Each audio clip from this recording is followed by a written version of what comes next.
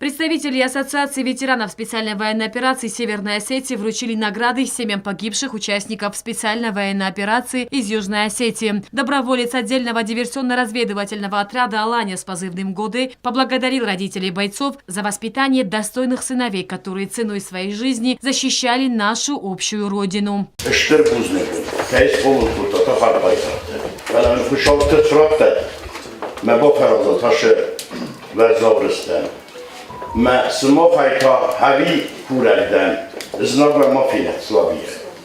Медалью за воинскую доблесть посмертно отмечены Алан Тедеев, Суслан Харебов, Мурат Губиев, Заур Бестаев. Они с честью выполнили свой долг, проявив героизм ценой жизни. Наградить медалью за воинскую доблесть третьей степени, за проявленное личное мужество, отвагу и самоотверженность в ходе специальной военной операции в боях по защите Отечества, признание неоспоримых заслуг перед Отечеством. Посмертно Тедеева Алана Вадимовича. İron zafette hay. İron adamın nomu sartta. Харебова Суслана Казбековича.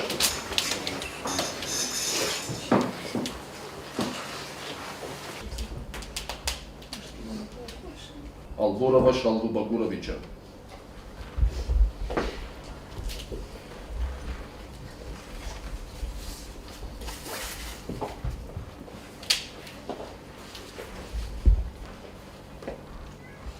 Их подвиг – пример для подражания молодому поколению. Шалва Алборов, Баграт Гасиев, Азамат Битиев, Алан Алборов, Хох Багаев и Гамат Гаглоев посмертно награждены медалью за боевое отличие. Награды героев Баграта Гасиева и Хоха Багаева передали их сыновьям. Наградить посмертно Гасиева Баграта Кузмаговича.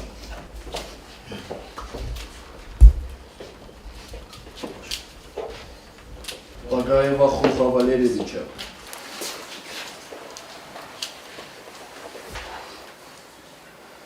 Наши боевые братья отдали жизнь ради мирного неба будущих поколений. Мы помним их и никогда не забудем, сказал участник специальной военной операции. Наши братья никогда не будут забыты. Я понимаю и сочувствую вашему горю, так как мой родной брат тоже погиб на Донецком направлении.